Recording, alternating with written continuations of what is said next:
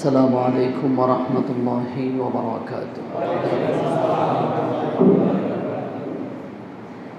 الحمد لله نحمده ونستعينه ونستغفره ونؤمن به ونتوكل عليه ونعوذ بالله من شرور أنفسنا ومن سيئات أعمالنا. من يهد الله فلا مضل له ومن يضلله فلا هادي له. ونشهد أن لا إله إلا الله وحده لا شريك له. ونشهد أن محمدًا عبده ورسوله الذي أرسله بالحق بشيرا ونذيرا وداعيا إلى الله بإذنه وسراجا منيرا. فقد قال الله تعالى في كلامه المجيد وفي فرقانه الحميد: أعوذ بالله من الشيطان الرجيم. بسم الله الرحمن الرحيم. إنا أنزلناه في ليلة مباركة إنا كنا منذرين فيها يفرق كل أمر حكيم. وقال النبي صلى الله عليه وسلم: صوموا يومها وقوموا ليلها، قوموا ليلها وصوموا يومها، أو كما قال عليه الصلاة والسلام. إن الله وملائكته يصلون على النبي يا أيها الذين آمنوا صلوا عليه وسلموا تسليما. اللهم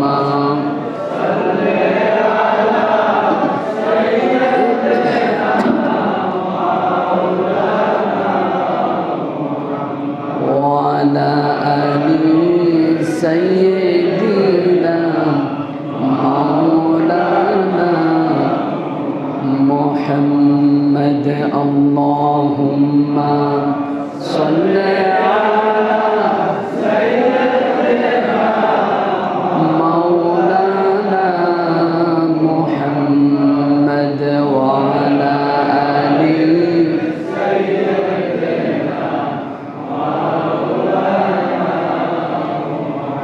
بلغ العلا بكماله كشف الدجى بجماله حسنت جميع خصاله. صلوا عليه وآله. بلغ العلا بكماله كشف الدجى بجماله حسنت جميع خصاله. صلوا عليه وآله. اللهم صل وسلم وبارك عليه. সম্মানিত মুসল্লিয়ান ইকরাম, আমরা আল্লাহ রাব্বুল আলামিনের কাছে শুকরিয়া আদায় করছি, যিনি আমাদেরকে শাবান মাসের লাইলাতুন নিসফে মিন শাবান যে ইবাদত আমাদের দেশে পরিচিত লাইলাতুল বারাআ অথবা শবে বরাত, এই বিষয়ে কিছু আলোচনা, সে দিন বা তারিখ আসার আগেই কোরআন ও হাদিস থেকে যে বিশুদ্ধ বর্ণনা, সে বর্ণনা শোনার পরিবেশ দান করেছেন, সেজন্য কালেমাতুর শুকর আদায় করি আলহামদুলিল্লাহ। আজকে পবিত্র শুক্রবার, সলাতুল জুমা, আজকের এই দিনে জুমার নামাজ, সেই লক্ষ্যে আজকে আমাদের একসঙ্গে হওয়া। ইসলামে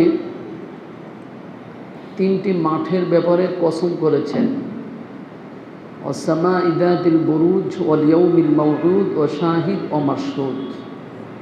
ওয়াল ইয়াউমিল মাউউদ ওয়া শাহিদ ওয়া মাশহুদ, এই 3টি মাঠের ব্যাপারে আল্লাহ কসম দিয়ে বলেছেন কুতিলা আসহাবুল উখদুদ। অর্থাৎ হাসরের মাঠ যখন হবে, সব মাঠ তখন থাকবে, কোনো মানুষ সে মাঠের বাহিরে থাকবে না, কেউ ভাগতেও পারবে না, সেই মাঠের কসম। এবং পবিত্র হজের সময় মানুষরা যে মাঠে জমা হয়, সে মাঠের কসম।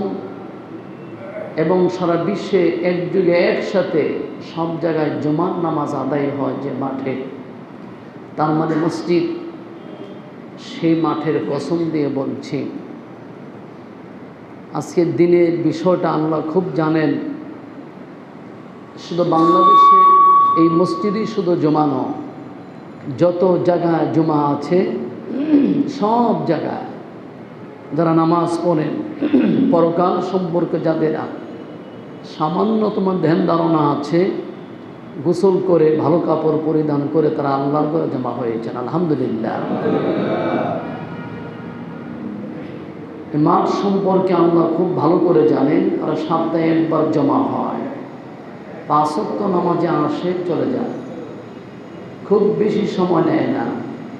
ইমাম সাহেব নামাজ আদায় করেন, ওনারা সাথে থাকেন, সালাম ফিরাইয়া দেন, নফল সুন্নত পড়ার পরে সবাই যার যার পথে চলে যায়। শুক্রবার এবং ঈদের জামাত, আরাফাতের মাঠ এরকম না। এখানে সকলকে রেখে যিনি খতিব, যিনি বক্তৃতা দিবে, উনি একটি বিষয়ের উপর কথা বলবেন এবং এই বিষয়টা খুব কার্যকরী বিষয়। এই বিষয়টাকে এইভাবে দেখলে হবে না যে এই আলোচনাটা আমার কোনো প্রয়োজন নেই। আপনি যে ইবাদতের জন্য আল্লাহর ঘরে প্রবেশ করেছেন, ইবাদত কীভাবে করবেন, কোন ইবাদত করবেন, কোন ইবাদত ছাড়বেন, কোন ইবাদত রাখবেন, এই বিশদ বর্ণনা যখন খতিব সাহেব প্রত্যেক মসজিদ থেকে বয়ান করবে, সে বয়ানটা নেওয়ার জন্য আমরা মসজিদে আগে আগে জমা হই আলহামদুলিল্লাহ। এই সময়টার গুরুত্ব দিতে হবে এইভাবে। এটা হলো তোদারিসুল ইলম, এটা হলো এলেমের দর্স, হাদিসের দর্স, কোরআনের দর্স। এটা হলো একটা ক্লাস। এখানে অনেক বিষয়ে কথা হবে। যেমনভাবে শিক্ষার জন্য আমরা ছোটো যাই প্রতিষ্ঠানে, যারা স্কুলে পড়েন স্কুলে যান, যারা ইউনিভার্সিটিতে পড়ে তারা সেখানে যান, যারা মাদ্রাসায় পড়ে তারা সেখানে যায় জানার জন্য। তারা সেখানে খুব সুন্দর করে বসেন, মন দেহ সবগুলি একসঙ্গে করে ওনারা শ্রবণ করেন।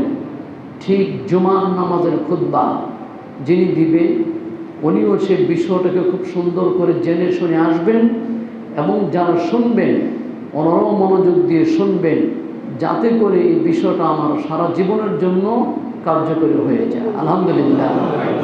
এর জন্য এমন না হয়, জুমার বিষয়টা যেন এমন না হয় যে শুনলাম আর ছেড়ে দিলাম। আপনারা হয়তোবা এখানে জুমার নামাজ পড়তে আসেন, অথবা অন্য কোনো মসজিদে জুমার নামাজ পড়তে যান, গোসল দিয়ে চলে যান, অথবা দোকান বন্ধ করে চলে যান, অথবা আপনার কাজ বন্ধ করে চলে যান, অথবা ওই মসজিদে গেলে হুজুরের কোরআন তেলাওয়াতটা খুব ভালো চলে যান, অথবা হুজুরের বয়ানটা খুব ভালো চলে যায়। কিন্তু যিনি বয়ান দিতে আসে তিনি এইভাবে আসে না। উনি এই বিষয়টাকে সাজায়া গুছায়া এটাকে কত সহজ করে আপনাদের সামনে উপস্থাপন করতে পারবে, এই বিষয়টার উপরে উনি অনেকক্ষণ প্র্যাকটিস করার পর আপনাদের সামনে আসেন। উনি হট করে একটা কথা বলবে না যে কথার কোনো ভ্যালু নেই, কারণ আমাদের কথাটা যাচাই হয়। আমাদের কথাটা এখান থেকে বের হওয়ার পর ওলামা ইকরামদেরকে জিজ্ঞেস করা হয়। আমাদের কথার মধ্যে যদি কোনো ভ্যালু না থাকে, ব্যালেন্স না থাকে, তাহলে এই কথা শোনার কোনো মানে নেই। এবং আমি জানি আমাকে কতজন টেলিফোন দেয় বিভিন্ন সময় বিভিন্নভাবে এই মসজিদের মুসল্লিদের পরিচয় দিয়ে বলে, হুজুর এটা কীভাবে, ওটা কীভাবে। আমি খুব ভালো লাগে আমার কাছে, আলহামদুলিল্লাহ। আমরা বিরক্ত হই না। আমাদের কাছে ভালো লাগে যে আমাদের মসজিদের মুসল্লি যারা আছেন ওনারা সতর্ক, ওনারা জানতে চান, শিখতে চান। এই আগ্রহের সঙ্গে যারা মসজিদে ঢুকবে, আল্লাহ রাব্বুল আলামিন তাদেরকে আস্তে আস্তে করে শিখতে শিখতে একসময় ওদেরকে রাব্বুল আলামিন অনেক জ্ঞানের মালিক বানায়া দিবে। এবং এটা এইভাবে রাখবেন না যে শুক্রবারে যাওয়ার আগে আমরা শুধু উজু গোসল করে চলে যাবো, এরকম যেন না হয়। প্রত্যেক শুক্রবার আসার আগে এক শুক্রবার থেকে আরেক শুক্রবার পর্যন্ত নিজে একটা রুটিন করে নেন ঘরে।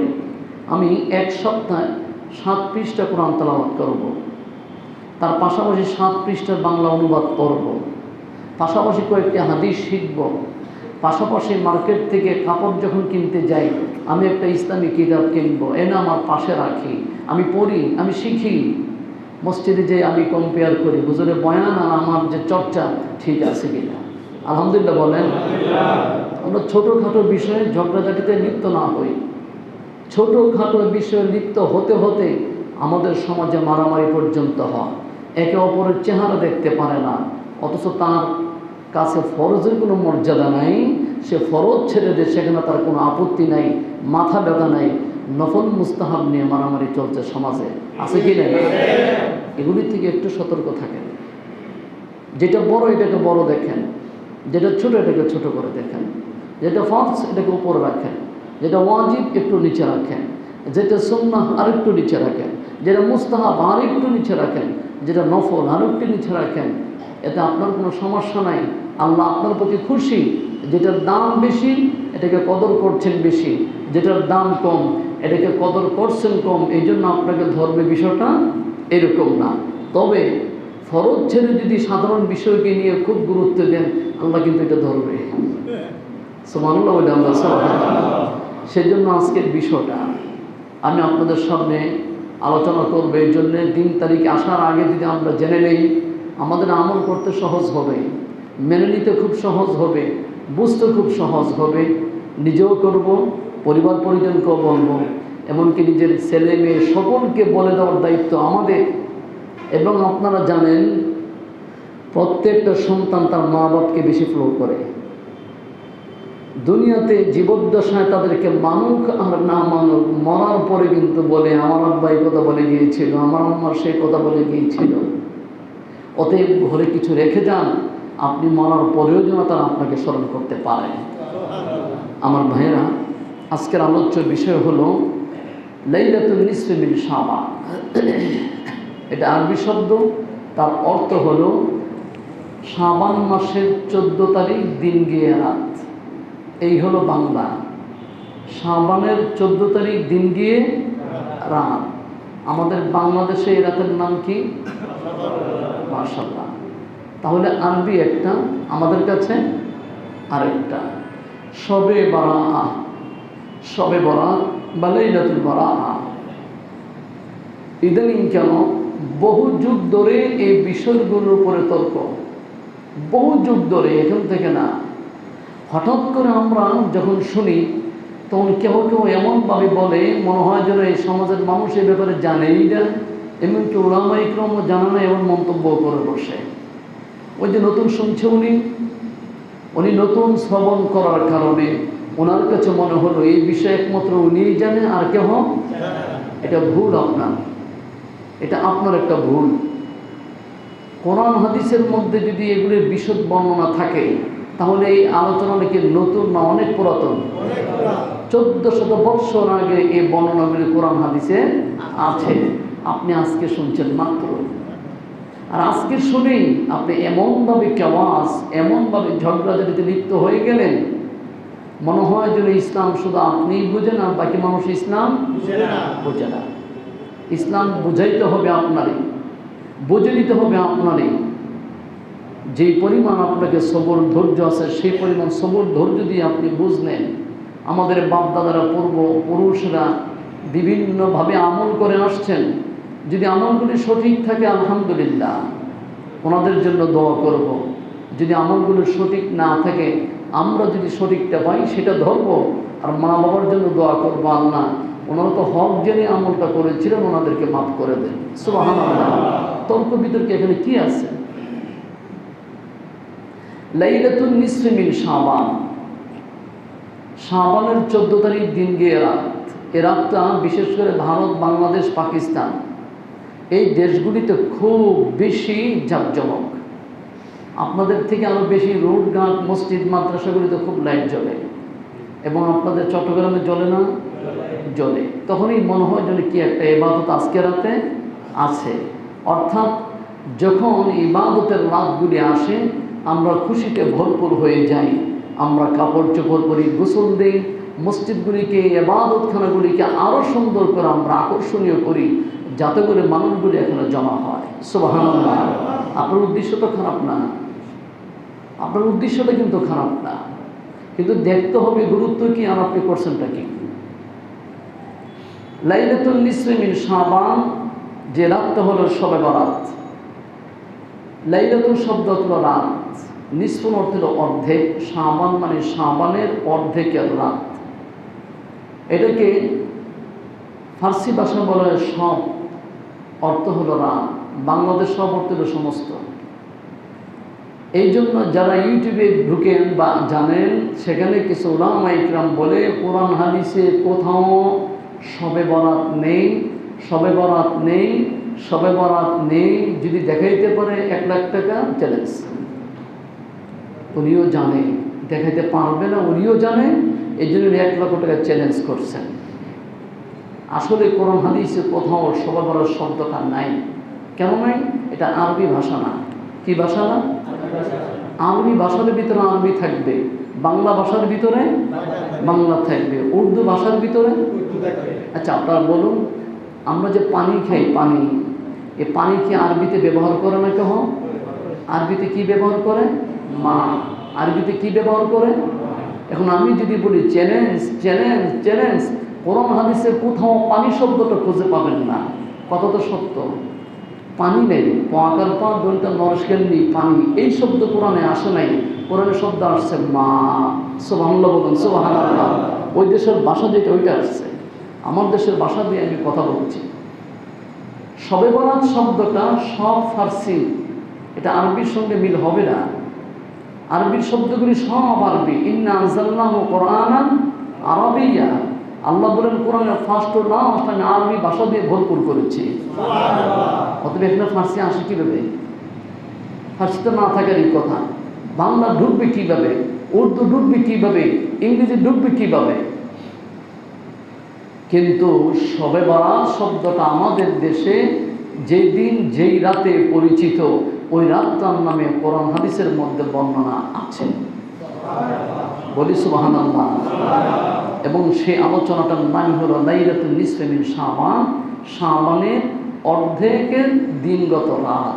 মানে আমাদের দেশে যেটা কি শবে বরাত, এটার নাম। আমার নাম ওমর ফারুক, হুজুরের নাম একটা, হুজুরের নাম আরেকটা। আরবিতেও আমাদের নাম গেলে একটু পরিবর্তন করতে হবে, পুরোপুরি নামটা থাকবে না। আরবিটাকে অভিজ্ঞ আমার দেশের ভাষার সঙ্গে কীভাবে মিল করি, আর এইগুলি চ্যালেঞ্জ করার কী দরকার আছে?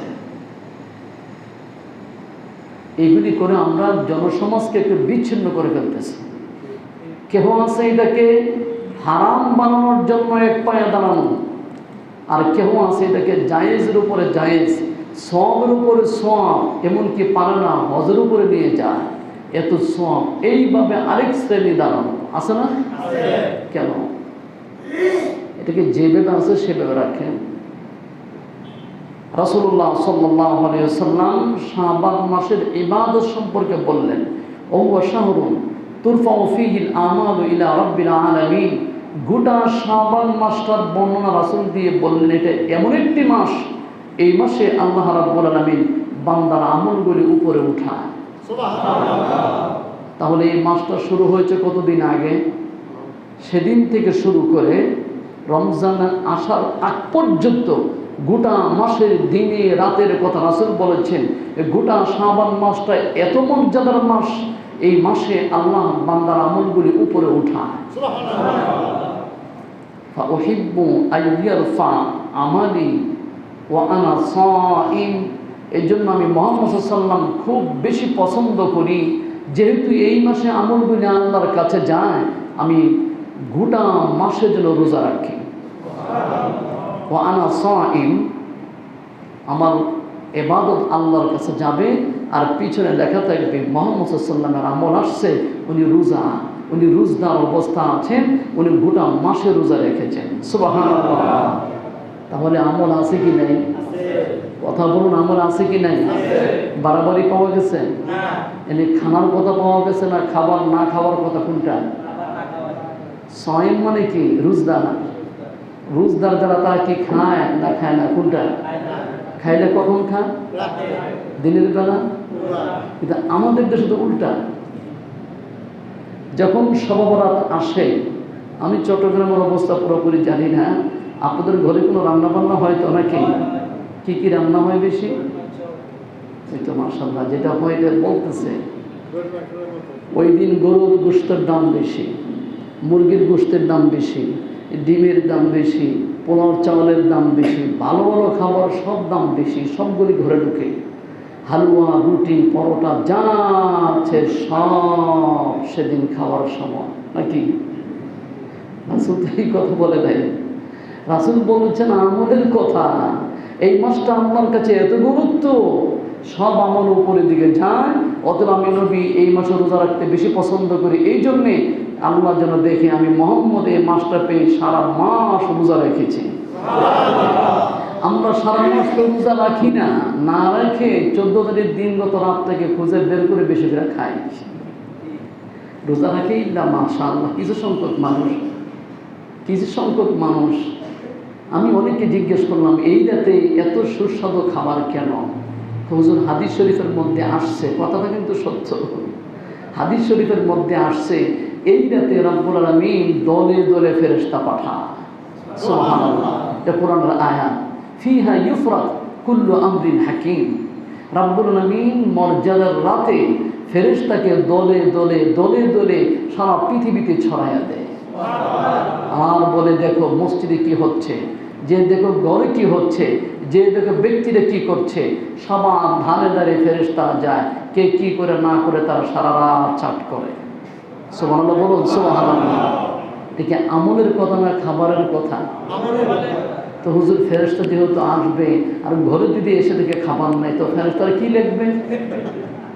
এই জন্য যত সুস্বাদু খাবার আছে সব ঘরে রাখি, কোনো দিকে যেন অভাব না থাকে। আল্লাহ তো এই রাতে 1 বৎসরের বাজেট করবে, হায়াতের বাজেট, রিজিকের বাজেট, সম্মানের বাজেট। অতএব ভালো ভালো খাবার রেখেছি, ফেরেশতারা যেন মনে করে আমরা এই খাবারগুলি পছন্দ করি।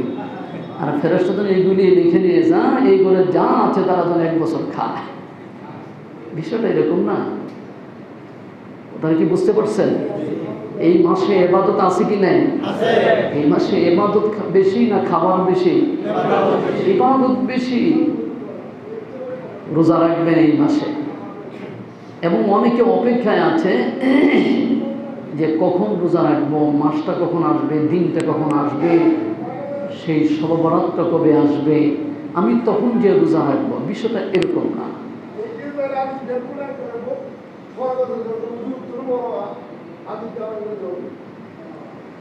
আমরা রোজাগুলি রাখবো এই মাসের শুরু থেকে, অর্থাৎ শাবান মাসের শুরু থেকে শাবান মাসের শেষ পর্যন্ত যারা যতটা পারেন, 1 রোজা, 2 রোজা, 3 রোজা, 15 রোজা, 20 রোজা। রাসূল বললেন আনা সাইম ফাউহিব্বু, আমি ভালোবাসি, আমি যেন গোটা মাস রোজা রাখি। সুবহানাল্লাহ। এবং হাদিস শরীফের মধ্যে আসছে আল্লাহর নবীজি সাল্লাল্লাহু আলাইহি ওয়াসাল্লাম মাহে রমাদানের পরে আরো 11 মাসের ভিতরে সবচেয়ে বেশি কোন মাসে রোজা রেখেছিলেন? তার বর্ণনা পাওয়া যায় সবচেয়ে বেশি রাসূল শাবান মাসে রোজা বেশি রেখেছিলেন। নফল না ফরজ? নফল। নফল রোজা কেন? শাবান মাসের পরে আমাদের সামনে একটি মাস, একটি রোজার মাস আসতেছে। যেহেতু আমরা একটি মাস আগ থেকে যদি হালকা করে কিছু রোজা রাখি, তাহলে হঠাৎ করে যদি আমরা রোজা রাখতে যে অনেকে প্রেশারে বুক করি, পারবো না, শাবান মাসে এসে যদি 5-7টা রোজা, 10-12টা রোজা রেখে একটু অভ্যস্ত হয়ে যায়, মাহে রমাদান রোজা তার জন্য আসান হয়ে যায়। এই হলো রাসূলের আমল। এই মাস নিয়ে এবং এই রাত নিয়ে অনেক কথা আগেই বলেছি। কেউ কেউ বলতেছে এই মাসে এই রাতে কোনো ইবাদত নাই, এবং এক বক্তা, এক আলোচক সে বলেছে শাবান মাসে রাতের বেলা যদি কেউ ইবাদত করে সে জাহান্নামী। লেখাপড়া করতে করতে কই পর্যন্ত করছে? লেখাপড়া করতে করতে কই পর্যন্ত গেছে? সে বলছে লাইলাতুন নিসফি মিন শাবান, ওই রাতে যে ইবাদত করবে ওরা জাহান্নামী। তাহলে রাসূলুল্লাহ সাল্লাল্লাহু আলাইহি ওয়াসাল্লাম ভুল করছেন নাকি? এত বেশি বাড়াবাড়ি ভালো না। এটাকে বেদাত বলতে বলতে এমন পর্যায়ে নিয়ে যাওয়া, রাতের মর্যাদা নাই, এই কাজ করা যাবে না। এবং এটাকে গুরুত্ব দিতে দিতে এত উপরে নেওয়া যাবে না যে ফরজের উপরে চলে যায়, এত উপরেও নেওয়া যাবে না। মনে রাখেন, আপনি আজকে দিনে যে ফরজ নামাজ পড়লেন, অথবা লাইলাতুন নিসফি মিন শাবানের রাতে যে এশারের নামাজ পড়লেন, এই 4 রাকাত এশারের মধ্যে 1 রাকাত ফরজের যে ইবাদতের যে দাম, আপনি নফল নামাজ 1000 রাকাত পড়লেও একটা ফরজের সমতুল্য হবে না। ফরজকে ফরজের জায়গায় রাখবেন, রেখে বাকি নফলটা আদায় করেন। আমার ভাইয়েরা, আল্লাহ রাব্বুল আলামিন কোরআন নাযিল করার ক্ষেত্রে পবিত্র কোরআনুল কারীমে কয়েকটা আয়াত নাযিল করেছেন। হামিম ওয়াল কিতাবিল মুবিন, ইন্না আনজালনাহু ফি লাইলাতিন মুবারাকাতিন ইন্না কুন্না মুনজিরিন। এই আয়াত বাদুল মুফাসসিরিন বলেছেন এই আয়াত লাইলাতুন নিসফি মিন শাবান, শাবানের 14 তারিখের আয়াত। যে কোনো তাফসীর খুললে একটা মত পেয়ে যাবেন এখানে, যে কোনো তাফসীর খুললে।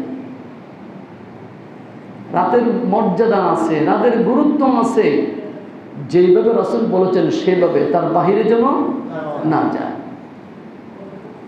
কোরআনকে যদি জিজ্ঞেস করুন, কোরআন তুমি কি দিনে এসেছো না রাতে এসেছো, কোরআন সুন্দর করে বলবে ইন্না আনজালনাহু ফি লাইলাতিল কদর।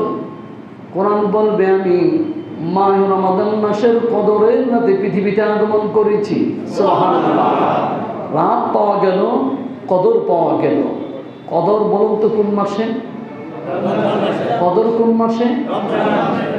আবার আসেন, কোরআনকে জিজ্ঞেস করেন তুমি কদর রাতে আসলে মাসটার নাম কি? আমরা বলি মাহে রমাদান, কোরআনই বলবে শাহরু রমাদানাল্লাযী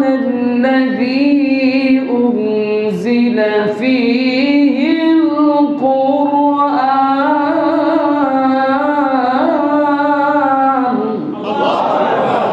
কোরআন বলছে আমি মাহে রমাদানে আসছি। সুবহানাল্লাহ। দুটি আয়াত পাওয়া গেল, মাস সম্পর্কেও পাওয়া গেল, রাত সম্পর্কে পাওয়া গেল। স্পেশাল কোরআন নাজিলের একটা সূরা আছে, সূরাতুল কদর। আর এই আয়াতের মধ্যে মাসের উল্লেখ নেই, রাতের কথা আছে, মাসের কথা উল্লেখ নেই। আল্লাহ বলেন ইন্না আনজালনাহু ফি লাইলাতিন মুবারাকা, আমি বরকতময় রাতে কোরআন নাজিল করেছি। এখন প্রশ্ন থেকে যা, এই প্রশ্ন থেকে মুফাসসিরিন কিরাম নিয়েছেন আল্লাহ তো রাতের কথা বলেছেন, মাসের কথা বলে নাই। তাহলে লাইলাতুন নিসফি মিন শাবান, যে রাত আমাদের দেশে পরিচিত বরকতের রাত, লাইলাতুল বারাত, শবে বরাত, এটাও তো একটা বরকতের রাত। অবশ্যই এই রাতের কথাও মনে আল্লাহ এখানে বলেছে। সুবহানাল্লাহ। এটা অনেক মুফাসসিরিন কিরামদের রাত। আকসারুল মুফাসসিরিন বলছেন না, যেহেতু যেখানে সূরা আছে লাইলাতুল কদর, যেখানে মাসের কথা উল্লেখ আছে। অতএব এই রাতটাও রাব্বুল আলামিন কদরের কথাই বলেছেন যে কদরের রাতটাই হলো সবচেয়ে বরকতের রাত। সুবহানাল্লাহ। তাহলে আমরা এবার হাদিসের দিকে যাই। হাদিসে যদি যাই, আমরা শবে বরাত নামে কোনো শব্দ পাই কিনা এটা দেখার দরকার। রাসূলুল্লাহ সাল্লাল্লাহু আলাইহি ওয়াসাল্লাম হাদিস শরীফের মধ্যে বলেছেন, ইন্নাল্লাহা লা ইয়াতলু ফি লাইলাতিন নিসফি মিন শাবান। এই হাদিসটা সহিহ, এই হাদিসটা সহিহ হাদিস, এটা কোনো দুর্বল হাদিস না, জয়ীফ হাদিস না। এবং এই হাদিস নিয়ে যিনি চর্চা করেছেন, যিনি লিখেছেন, বাংলাদেশের প্রখ্যাত আলেম ডক্টর আব্দুল্লাহ মোহাম্মদ জাহাঙ্গীর সাহেব। ওনার মতো ব্যক্তিরাও এই জাতীয় তর্ক বিতর্ক লিপ্ত হয় নাই। যারা খুব বড়, যারা খুব ভারী, তারা এবাদত দেখলে করেছেন, এবাদত ছাড়েন নাই। সুবহানাল্লাহ বলি। আর যারা এবাদত করতে চায় না, এরা কোনো মতে খুঁজে খুঁজে শুধু না করে, এই করো না, এই দরকার নেই, এই দরকার নেই, কি প্রয়োজন। উনি বলেছেন, এই হাদিসটা নেওয়ার পরে উনি হাদিসের সন্ধান এমনভাবে করেছেন, 8 জন সাহাবীর সূত্রে বিভিন্ন সনদে হাদিসটি বর্ণিত। শবে বরাত বিষয়ে এটি একমাত্র সহিহ হাদিস। বলেন মারহাবা। শবে বরাত নাই এ কথার কোনো শব্দ উল্লেখ নাই। ভাষাটা পরিবর্তন হবে। আমাদের দেশে এটার নাম শবে বরাত, হাদিস শরীফে তার নাম হলো লাইলাতুন নিসফি মিন শাবান। শাবানের 14 তারিখ দিবাগত রাত। এই রাত সম্পর্কে সহিহ হাদিস আছে, জয়ীফ হাদিস আছে, অনেক জাতের হাদিস আছে। সহিহ হাদিসের বর্ণনা হলো, ইন্নাল্লাহা লা ইয়াতলিউ ফি লাইলাতিন নিসফি মিন শাবান। শাবানের 14 তারিখ দিনগত রাতে আল্লাহ রাব্বুল আলামিন নিজে উপর থেকে নেমে আসেন। সুবহানাল্লাহ। এখন উনি কি করেন? এসে উনি সব মানুষের দিকে লক্ষ্য রাখেন, এই রাতে কে কি করছে। তা আমরা কি করি? কেউ মসজিদে, কেউ মসজিদের বাহিরে, কেউ ঘুরছি, কেউ আতশবাজি করছি, কেউ বা খাচ্ছি, কেউ বা ঘুমাচ্ছি। এক একজনে এক এক রকম। ফেরেশতারা এই দেখে এরা কে কি করছে। কিন্তু আল্লাহর নজর হলো, আজ রাতে আমি তোমাদেরকে মাফ করে দেব। আল্লাহর কাছে মাফ তো চাওয়া লাগবে। আমরা করি বাহিরে, আল্লাহর নজর হলো এখানে। আমরা আছি বাহিরে, আল্লাহর নজর হলো ঘরের মধ্যে নামাজের বিছানা কে দাঁড়িয়ে আছে। আল্লাহর নজর হলো কে হাত তুলে আছে। আল্লাহর নজর হলো কে কোরআন তেলাওয়াত করছে। আল্লাহর নজর হলো তার গুনাহের জন্য কে ইস্তেগফার করছে। সুবহানাল্লাহ। এইগুলি বর্ণনা আছে। কিন্তু সেই দিনে খাবার দাবার উপরে যে অবস্থা আমাদের হয়, সারা মাসে ওইগুলি খানা, যেই খাবার সেই মাসে চলে। অথচ রাসূল বলেছেন, ফাউহিব্বু আমালি ওয়া আনা সাইম। শাবান মাসে রাসূল বলেছেন, আমি সবচেয়ে বেশি মহব্বত করি এই মাসটাকে। এই মাসে আল্লাহর কাছে আমল চলে যান, আর সেই জন্য আমি নবী এই মাসে সবচেয়ে বেশি রোজা রাখি। যারা রোজা রাখে তারা কি দিনে খান? তারা কি দিনে খান? কিন্তু আমরা খাবারের প্রতিযোগিতা আছে। আমরা এই জায়গাটা একটু ছেড়ে দিব। রাগ করছেন কেউ? হ্যাঁ, আপনারা যদি এখন তো খেতে মন চা খান, নিষেধ নেই। কিন্তু এই উদ্দেশ্য করে খাওয়া যাবে না যে শবে বরাত আসলে রুটি বানাইতে হবে, শবে বরাত আসলে হালুয়া খেতেই হবে, শবে বরাত আসলে কলিজা খেতেই হবে, এরকম না। হ্যাঁ, আপনার যদি খেতে মন চান ইচ্ছা মতো খান, কিন্তু ওই দিন হলো মূল হলো ইবাদত। সুবহানাল্লাহ। দিনের বেলা কি? দিনের বেলা এটা জুড়ে বলেন, দিনের বেলা কি? রাতের বেলা ইবাদত, মানে কিয়াম, নফল নামাজ, জিকির, এরপরে তেলাওয়াত, তাসবিহ, এইগুলি। খাবার দাবারের বিষয়টা তো উল্লেখ নেই। কিন্তু আমরা তো সেই দিনে আমি দেখলাম মুরগির দাম এত বাড়ে। আমি কয়েকজনকে জিজ্ঞেস করছি, হুজুর জানেন না আজকে তো শবে বরাতের রাত। জিজ্ঞেস করলাম, মুরগির সঙ্গে শবে বরাতের কি ফাংশন? রাতের বেলা ঘরে ফেরেশতা ঢুকবে, তো ফেরেশতা এসে দেখবে ঘরে কি রান্না আছে। ফেরেশতার সুন্দর খাবার দেখলে সুন্দর বাজেট করে যাবে। এগুলি না, আপনি এবাদতে থাকবেন না, আপনি খাবারের পিছনে ঘুরবেন। ফেরেশতা দেখবে জানলা সে এবাদত করে, সে খাবারের পিছনে ছিল, অতএব তাকে কিছুর জন্য দেওয়া না হয়। বিষয়টা এরকম হয়ে যাবে। আল্লাহ রাসূল বলেন, ইন্নাল্লাহা লা ইয়াত্তালিউ ফি লাইলাতিন নিসফি মিন শাবান, শাবান মাসের 14 তারিখ দিনগত রাতে আল্লাহ রাব্বুল আলামিন মানুষের দিকে একটু তাকান। ফায়াগফিরু লিজামিই খালকিহি, রাব্বুল আলামিনের ইচ্ছা হলো আমার গোটা জগতে যত মানুষ আছে আমি সব মানুষকে আজ রাতে মাফ করে দেব। সুবহানাল্লাহ। এটা হাদিসটা সহিহ, ধাক্কায় ফানা দেওয়ার মতো ব্যক্তি না। আর যিনি এই হাদিস নিয়ে সবচেয়ে বেশি গবেষণা করেছেন, ওনার সম যারা ছিলেন তারাই এই হাদিস নিয়ে অনেক তর্ক করেছেন। এরপর উনি লিখে গিয়েছেন ভালো করে।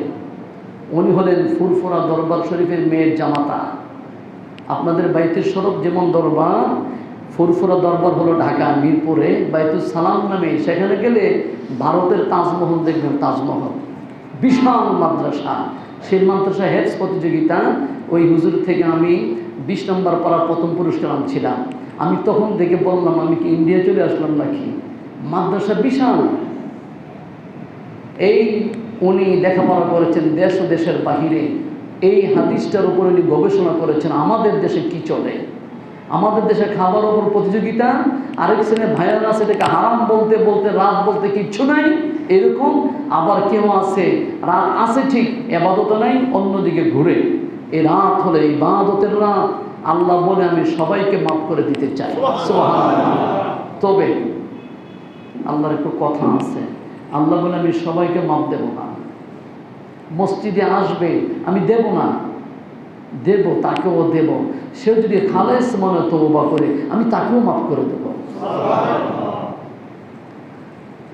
আল্লাহ রাসূল বলেন, ফায়াগফিরু লিজামিই খালকিহি ইল্লা লিমুশরিক আও মুশাহিন। যে মানুষ কাফের, যে মানুষ ইসলাম গ্রহণ করে নাই, যে মানুষ কালিমা পড়ে নাই, এই মানুষটাকে আমি আল্লাহ রাব্বুল আলামিন এই রাতে ক্ষমা দেব না। সুবহানাল্লাহ।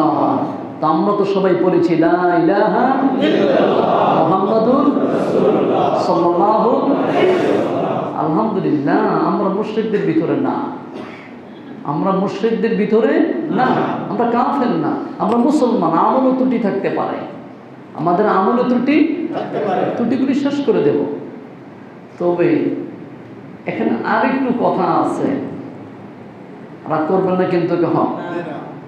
এটা আপনাদের এলাকা আমি এখনো দেখি নাই, মাঝে মাঝে আসলে অনেক কিছু কিন্তু আমি দেখি কি কি আছে। ঢাকাতে খুব বেশি রাস্তায় বিভিন্ন জায়গার মধ্যে পাখি নিয়ে বসে থাকে কিছু মানুষ। এটা আছে কিনা আপনাদের এলাকায়? হাত গনে।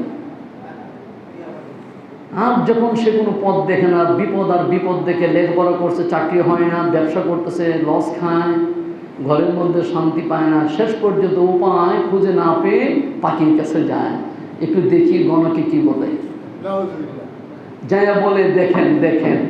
আর ওই পাখিটা টিয়া পাখি, ওই পাখির সামনে 30টা 50টা 60টা চিঠি লেখা আছে।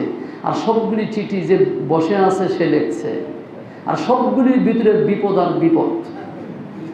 কি সবগুলি চিঠির ভিতরে লেখা আছে, সোমবারে বের হবেন না, রাতের বেলা ঘুমাবেন না। যত বিপদ আছে সবগুলি লিখে সে সাজায় রাখছে। তারও তো পেট চলা লাগবে, তার পেট চলা লাগবে। পাখিটাকে আম দুধ কলা খাওয়ায় আপনার মতো ব্যক্তি গেলে বলবে আসেন বসেন, আপনার ভাগ্যটা সেই বলে দিবে। আমি কি বলবো, সে ফেরেশতা মানুষ, সে নাকি ফেরেশতা। কলা খায়, ফেরেশতা খায়? সে কলা খায়। এরপরে এই লাঠি দিয়ে চিঠির উপরে ছেড়ে দিবে। এই পাখিটাও চালাক কম না। সে ভাবছে আমি যদি দিতে পারি মালিককে, মালিক টাকা পাইলে আমি কলা পাবো, দিতে সমস্যা কি? এক ভদ্রলোক সে ব্যবসা করবে, এক ভদ্রলোক সে ব্যবসা করবে, ব্যবসা করতে যে যেখানে যায় সেখানে লস খায়। শেষ পর্যন্ত সে একটা ময়না পাখি সে কিনে আনলো, লাভ করবে। ময়না পাখিকে সে শিখাইয়ে দিল ফার্সি ভাষা, দাড়ি চেশক। এই শব্দটা দাড়ি চেশক, তার অর্থ হলো এতে কি সন্দেহ আছে, এইটাই শিখেছে। এতে কি সন্দেহ আছে, যাই জিজ্ঞেস করে এতে কি সন্দেহ আছে, সব কথার জব হয়ে যায়। তো এক ভদ্রলোক একটা পাখি কিনবে, ময়না পাখি চয়েস করে কিন্তু পারে না, ভাষায় পারে না। এই পাখির কাছে এসে জিজ্ঞেস করলো, ভাই এ পাখির দাম কত? সে বলল 3000 রিয়াল। এত দাম?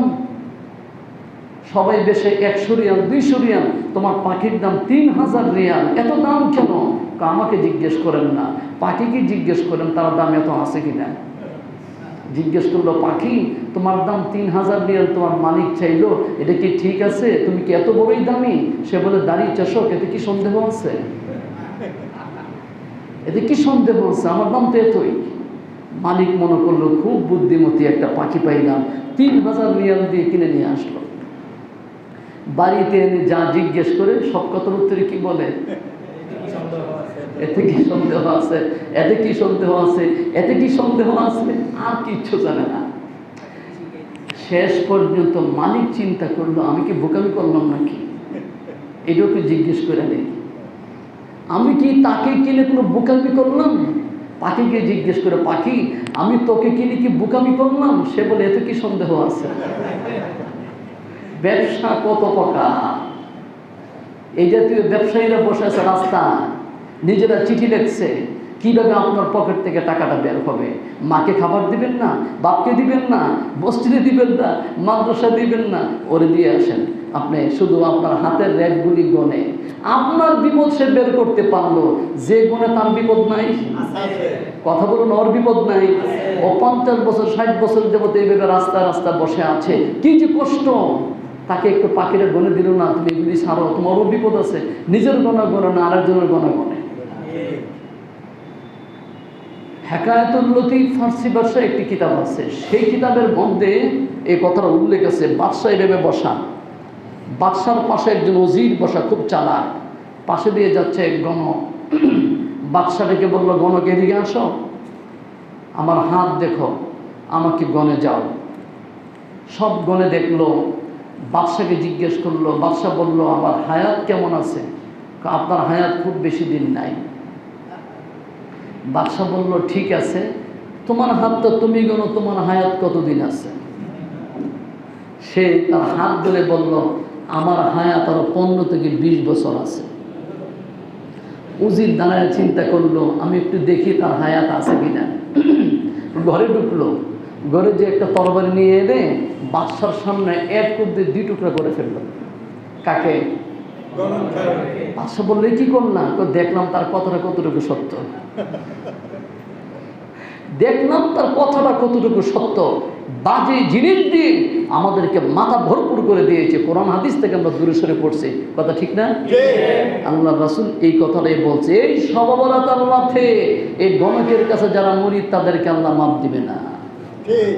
গণকের কাছে যায়েন না ভাই, এগুলি কবুল ইবাদত সব গ্রাস করে ফেলে। আপনি আল্লাহকে বিশ্বাস করতেছেন না, পাখিকে বিশ্বাস করলেন, ওই চিঠিকে বিশ্বাস করলেন। এরপরে শেষ পর্যন্ত চিঠির ভিতরে এমন লেখা আছে, আপনাকে বাদ দেওয়া আছে, আপনাকে বান দিয়ে রাখছে, আপনি শুকিয়ে যাবেন, আরও কিছুদিন পরে খেলা দেখবেন। এমনভাবে আপনাকে মেডিসিন দেওয়া শুরু করে পড়তে পড়তে আপনি অর্ধেক অসুস্থ সেখানে। শেষ পর্যন্ত বলে, আমি কি সুস্থ হব? তো সে বলে, ডাক্তার সাহেব বলে, হ্যাঁ আপনি সুস্থ হবেন, আপনার বাঁধ এত উপরে, এটাকে পারা যাবে না, সবাই বুঝবে না কোন জায়গায় বাঁধ দিছে। ওই আকাশের কাছে। কোন জায়গায়? আচ্ছা, আকাশের কাছে কেউ যাইতে পারবে? সে জায়গায় দেখে আসছে তারা বাঁধ দিছে সেখানে। এই সমস্ত ফালতু মানুষ রাস্তায় রাস্তায় বসে বসে ইমানদারদের ইমান হরণ করছে। রাসূলুল্লাহ সাল্লাল্লাহু আলাইহি ওয়াসাল্লাম বললেন, আল্লাহ রাব্বুল আলামিন সবাইকে মাপ দিবে এই রাতে, কাফের বেঈমানদেরকে মাপ দিবে না, আর মুসলমানদের ওই গোষ্ঠীকে মাপ দিবে না যে গোষ্ঠী গণকের কাছে আসা যাওয়া করে। আমার ভাই বলুন তো, এই জাতীয় গণগণের মধ্যে অনেকে আছে কি নাই? মাসে একবার গণে, সপ্তাহে একবার গণে, বছরে একবার গণে, একটু উন্নতি হয়েছে নাকি? এগুলি করবেন না আমার ভাইয়েরা। আল্লাহর রাসূল সাল্লাল্লাহু আলাইহি ওয়াসাল্লাম শবে বরাত সম্পর্কে বললেন, এই রাতে ফায়াগফিরু লিজামিই খালকিহি, গোটা জাতির মধ্যে যত মানুষ আছে সব মানুষ যদি আল্লাহর কাছে আসে, তওবা করে আল্লাহর দরবারে ফরিয়াদ করে, আমার আল্লাহ রাব্বুল আলামিন তাদেরকে ক্ষমা করে দিবে। রাসূলুল্লাহ সাল্লাল্লাহু আলাইহি ওয়াসাল্লাম এই মাস সম্পর্কে আরো বললেন, এই শাবান মাস সম্পর্কে আল্লাহর রাসূল আর কয়েক জায়গার মধ্যে কতগুলো হাদিস বললেন। ইদা কানাত লাইলাতুন নিসফি মিন শাবান, যখন শাবান মাসের 14 তারিখ দিনগত রাত শুরু হয়ে যায়, রাসূল বললেন ফাকুমু লাইলাহা, ওই রাতের শুরু হতে ফজর পর্যন্ত তোমরা ইবাদতের মধ্যে থাকো। সুবহানাল্লাহ। ফাকুমু কুমু কিয়াম, কিয়ামে থাকো তার মানে নামাজ, তার মানে কি কয় রাকাত? জি না, এই জন্য তো জিজ্ঞেস করছি। মাগরিবের পর থেকে ফজর পর্যন্ত নামাজে থাকবেন কয় রাকাত? আমরা 12 রাকাত পরে বিদায়, 10 রাকাত পরে বিদায়, 8 রাকাত পরে বিদায়। না না না না, এই কথা নেই। এটা হলো আপনার স্বাস্থ্যের উপরে। সুবহানাল্লাহ বলুন না সুবহানাল্লাহ। আপনি 2 রাকাত পড়েন, 10 রাকাত পড়েন, সারা রাত পড়েন, অর্থাৎ ফজর পর্যন্ত ফেরেশতা আপনার ডিউটি পালন করবে। এখন আপনি কতক্ষণ থাকবেন এই রুচি কার? আপনার। কিন্তু আমরা এটাকে এইভাবে ধর্তব্য করে নিলাম যে আপনারা 10 রাকাতই পড়বেন, 12 রাকাত পড়বেন। বিষয়টা এরকম না। 12 রাকাত যে বলে তার একটা যুক্তিকতা আছে। রাসূলুল্লাহ সাল্লাল্লাহু আলাইহি ওয়াসাল্লাম তাহাজ্জুদ নামাজ পড়তেন 8 রাকাত, 12 রাকাত। ওইটার উপর ভিত্তি করে কথা বলে আর কি। মূলত আপনার জন্য রাসূলুল্লাহ সাল্লাল্লাহু আলাইহি ওয়াসাল্লামের যে কথাটা ফাকুমু লাইলাহা, রাতের শুরু থেকে রাতের শেষ পর্যন্ত তোমরা দাঁড়ায় ইবাদতে থাকো। এবার যদি আপনি বেশি পড়েন, বেশিক্ষণ দাঁড়িয়ে থাকতে পারলেন না, কোরআন তেলাওয়াত করেন, অর্থাৎ আপনি ইবাদতে রাতে থাকবেন। আর রাসূল বলেন রাতটা যখন শেষ হবে সুমু ইয়াউমাহা, ভোর রাতে তোমরা খাবে আর পরের দিন সারাদিন তোমরা রোজা রাখবে। এই হাদিসটা জয়ীফ, কিন্তু আমলের ক্ষেত্রে এই হাদিসটা উত্তম। রাসূল বলেছেন আমি রাসূল নিজেই তো এই মাসে রোজা রেখেছি, তোমরা ওই মাসে কি রাখো? রোজা রাখো। ভাইয়ের আমার, আল্লাহর রাসূল বললেন কুমু লাইলাহা, রাতের বেলা রোজা রাখো, রাতের বেলা ইবাদত করো। ওয়াসুমু নাহারাহা, দিনের বেলা তোমরা রোজা রাখো। ফাইন্নাল্লাহা ইয়ানজিলু ফিহা লিগুরুবিশ শামসি ইলাস সামাঈদ দুনিয়া। আল্লাহর রাসূল বলেন যখন 14 তারিখ দিনগত রাতটা শেষ, যখন 14 তারিখ দিনগত রাতটা শুরু হয় মাগরিবের পরে, লিগুরুবিশ শামসি ইলাস সামাঈদ দুনিয়া, মাগরিবের পরে রব্বুল আলামিন সপ্ত আকাশ হতে প্রথম আকাশে চলে আসে। সুবহানাল্লাহ। প্রথম আকাশ তো আপনারা দেখেন না? এই যে আপনারা বাহিরে গেলে উপরের দিকে তাকাবেন, উপরের দিকে তাকালে যে আকাশটা দেখা যায় এটা সামাঈদ দুনিয়া, এটা হলো দুনিয়ার আকাশ। কিসের আকাশ? দুনিয়া থেকে যেটা দেখা যায় এই আকাশের নাম হলো সামাউদ দুনিয়া, দুনিয়ার আকাশ। এই আকাশে আল্লাহ চলে আসেন গুরুবিশ শামস, মাগরিবের পরে, অর্থাৎ সূর্য ডোবার পরে। এই হাদিসের ইবারতের অর্থ হলো এই, এসে আল্লাহ রাব্বুল আলামিন এখানে কি করেন? আল্লাহ রাব্বুল আলামিন প্রথম আকাশে এসে সারা বিশ্বের মানুষদেরকে ডাকে, আমরা শুনি না। রাসূল বললেন এইভাবে ডাকে, এই ডাকে যারা সাড়া দিবে আল্লাহ রাব্বুল আলামিন তাদের জন্য চমৎকার একটা বাজেট করেন। আমিন। এবং এই বাজেটটার মেয়াদ হলো 1 বছর। কত বছর? 1 বছর। কোনো বর্ণনায় আসছে তাহলে আল্লাহ যে এই নতুন করে বাজেট করে, আগের বাজেট কোথায় গেল? মানুষ দুনিয়াতে আসার আগেই তো রব্বুল আলামিন 50,000 বছর তার তাকদীরের ফয়সালা করেছেন। এটা হাদিসের বাণী। তাহলে আবার 1 বছর আগে নতুন করে এগুলি কিভাবে করে? তার অনেক বর্ণনা, তার মধ্যে একটি বর্ণনা হলো রব্বুল আলামিন এই মানুষগুলির উপরে তার আমলের উপর নির্ভর করে তার বিপদ আপদ কমায় দেয়। সে যদি আল্লাহর কাছে ভালো করে যদি বলে, রব্বুল আলামিন তার সম্মান রিজিকের দরজা বাড়ায়া দেয়। সুবহানাল্লাহ।